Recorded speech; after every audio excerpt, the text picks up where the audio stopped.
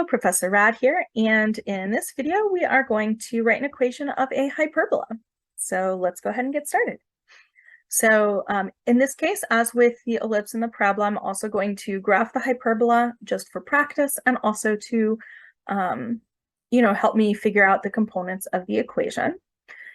So in this case, we've been asked to write an equation of a hyperbola with vertices at 1, 3, plus or minus 2. And we're told that C is 5. So I'm just going to fill that in right here because, man, that's a freebie. Okay. So let's go ahead and graph the pieces that they tell us.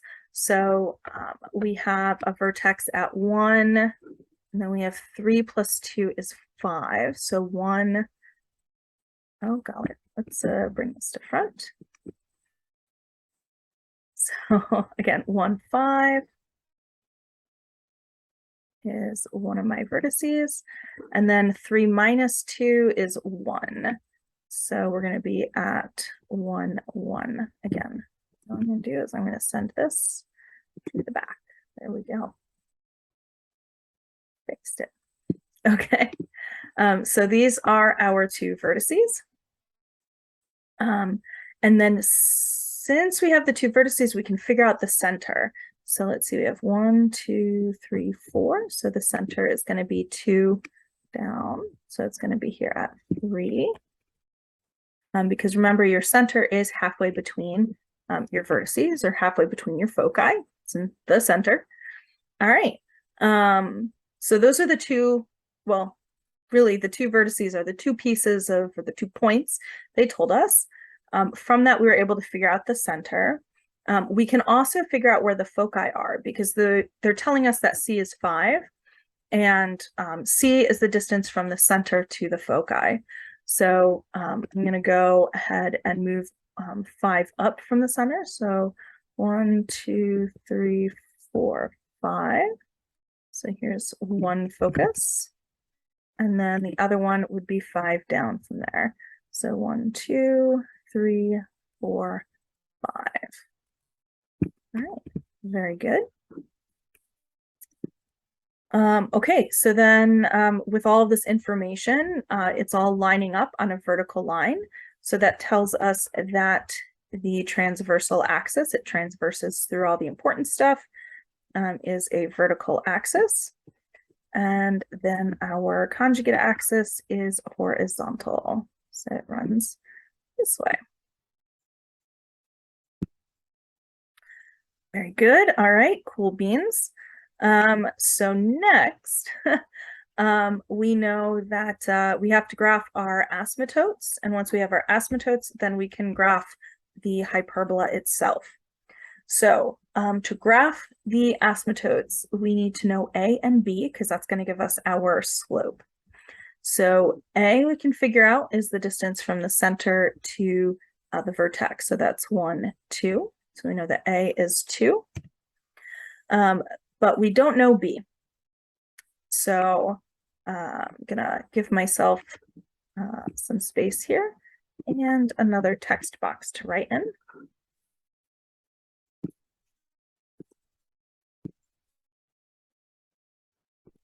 Hello, there we go. So with a hyperbola, remember the hyperbola is the one that looks like the Pythagorean theorem. That's our equation linking A, B, and C. So A squared plus B squared is C squared. Remember that that distance from the center to the focus is now the largest distance. So we just plug in what we know. So A is 2, 2 squared is 4, don't know B. And C is 5, so 5 squared is 25. That gives me B squared is going to be 21. All right, so the square root of 21, just to help me graph here, is about 4.6. So B is about 4.6. Okay, so let's go ahead and graph some points for B.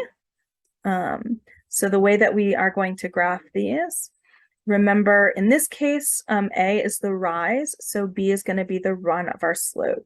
So we're going to have to go over about 4.6 to the left and to the right of each pink dot. So 1, 2, 4.6. So about here. Again, my dots are really large, so just making some real rough estimates here. 1, 2, 3, 4.6 in this direction. All right, let's should move over just a smidgen. All right, and then we have down here, we get kind of this box when we're graphing our asymptotes. And so the asymptote is going to run through the center and those points we just graphed. So this is always a little bit tricky for me to do here, but we'll do our best.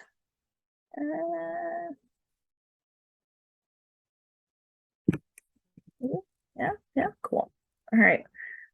So there's one asymptote, and then the other one is going to go this way. These are the other two lines.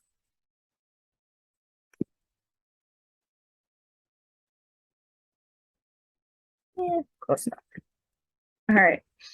So we used the vertices as, in this case, the rise, and then B is the run over. And we know that because A goes up from the center. If our vertices were here, okay, we're to the left and the right of the center, then that would be our run, and then B would be the rise, okay, or the fall, I guess. And then to graph the hyperbola, remember that the hyperbola conics always eat your focus. So in this case, we're going to be going through the vertex and we're eating the focus. Now, I can't do this really great with the tools that I have available to me at the moment, but you do want to use those asymptotes as your guide when you draw your parabola. So this is going to want to be a little bit more round than it should be, but you know, we're doing our best today.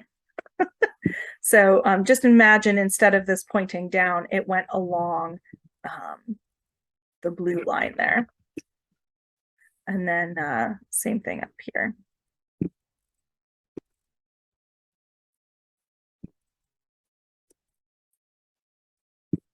So instead of curving away from the asymptote, it really should curve towards. So maybe I can, yeah, push this a little bit better. And it looks a little bit better for my hyperbola. A little bit happier with that. There we go. All right, so that would be the graph of my hyperbola. So we figured out b squared is 21. So b is the square root of 21. Cool, so we have all the information we need to create the equation. So move these up here.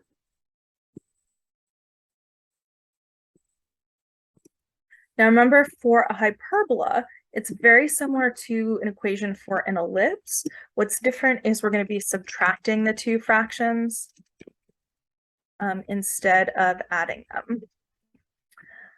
Now, before I write the fraction, I do want to know which axis is being eaten, because that tells me what comes first. So in this case, the vertical axis, the y-axis, is being eaten, chomp, chomp, chomp. So that means that I'm going to have the y minus k piece first, and then the x minus h piece second. So I'm going to have y minus k squared over a squared. So with hyperbola, the first one always gets the a squared. And then I'm going to have x minus h squared over b squared. So we know a and b, so let's plug those values in first. So a is 2, so 2 squared is 4. And b is the square root of 21, which when squared gives us 21. If you would rather write this as 2 squared and the square root of 21 squared, you can feel free to do that. That's especially helpful if you're looking for a and b quickly later on. You don't want to make a mistake and think that b is 21 and a is 4. It's the square root of those denominators. Then for H and K, I need the coordinates of the center. So my center was right here, and the coordinates were 1, 3. So that means H is 1. And then K is 3. All right, there we go. So we graphed this hyperbola with the information that was provided to us, and then we went ahead and we wrote the equation. So I hope this helped you sketch out information about a hyperbola. In the next video, we're going to be putting all of the previous videos worth of information together, and we're just basically going out into the wilderness and finding a conic equation and analyzing it. So we have to figure out what type of conic section it is, what its equation is, what its graph looks like, what all of its features are. So looking forward to seeing you in that one. In the meantime, I hope you have a wonderful day, and bye for now.